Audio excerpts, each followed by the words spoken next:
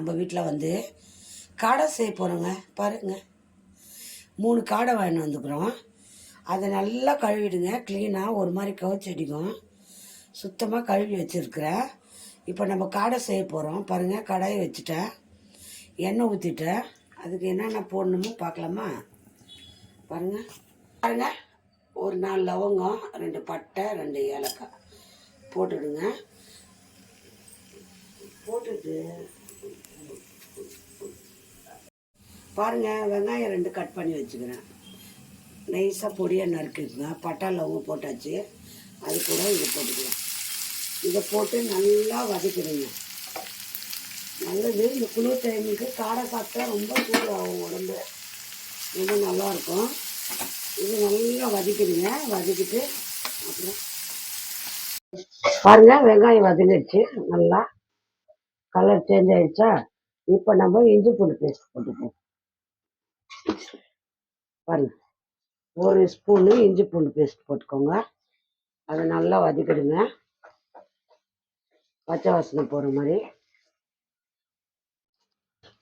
பாருங்கள், நல்லா வந்து இஞ்சி பூண்டு பேஸ்ட் போட்டு வதக்கிடுங்க. வதக்கிட்டு ஒரு 2 தக்காளி பொடியாக நறுக்கி வச்சுக்கோங்க. அதை போடுங்க. பாருங்கள், தக்காளி போட்டு நல்லா வதக்குங்க.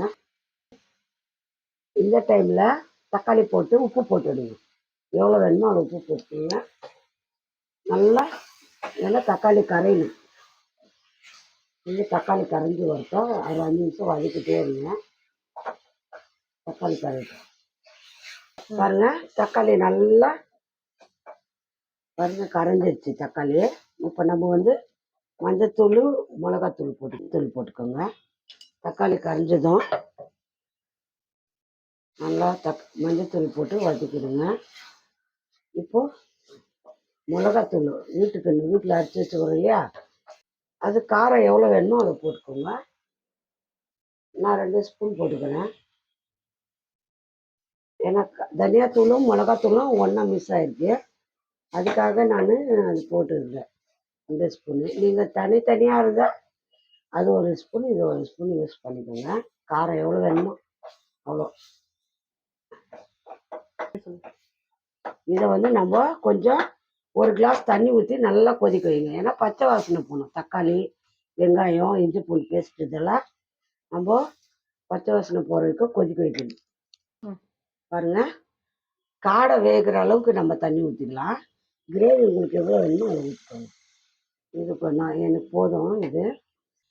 ஏன்னா வாசனைக்கு, பட்டை லவங்க வாசனைக்கு, கறி வாசனை நல்லாயிருக்கும். இது நல்லா கொதிக்கிட்டோம்.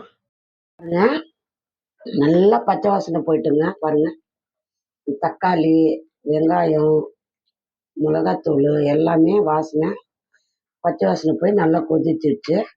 இப்போ நம்ம காடை போட்டுக்கலாங்க. அப்போ வந்து கிரேவி கெட்டி ஆவோ நல்லாயிருக்கும். காடை போட்டுக்கலாம். உப்பு காரெல்லாம் கரெக்டாக பார்த்து போட்டுக்கோங்க. காடையை போட்டு நான் 3 காடை வாங்கிட்டு வந்திருக்கிறேன். நல்லாயிருக்கும் காடை. உடம்புக்கு இந்த குளிர் டைமில் வாங்கி போட்டு செஞ்சிங்கன்னா அவ்வளோதாங்க. இதை வந்து நல்லா கலக்கிட்டு மூடி வச்சுருங்க. இந்த தண்ணி இருக்கிற அளவுக்கு அது வெந்து கெட்டி ஆகிடும்.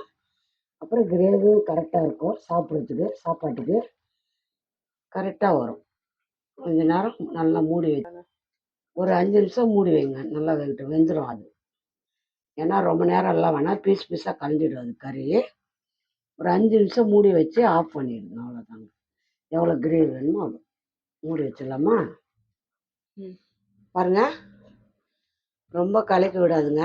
எவ்வளோ கிரேவி வேணுமோ அவ்வளோ. இன்னும் கூட உங்களுக்கு கிரேவி வேண்டான்னா நல்லா சுட வச்சுக்கோங்க. எங்களுக்கு ரைஸ் சாப்பிட இது வந்து கொஞ்சம் கிரேவி வேணும். அதனால கொஞ்சம் பாருங்கள் கிரேவி எப்படிக்குது, திக்காக நல்லா ஆயிடுச்சு. கொத்தமல்லி போட்டு ஆஃப் பண்ணிக்குவோம். அவ்வளோதாங்க, ஆஃப் பண்ணியாச்சு. யார் யாருக்கு இந்த காடை குழம்பு ரொம்ப பிடிக்குமோ லைக் பண்ணுங்கள், ஷேர் பண்ணுங்கள். மறக்காமல் அஸ்வினி சீக்ரெட் சமையலை சர்ப்ரைஸ் பண்ணுங்கள். நம்ம இன்னொரு டிஷ்ஷில் பார்க்கலாமா? இப்போ பசி எடுத்துச்சு, சாப்பிட போகிறோம்.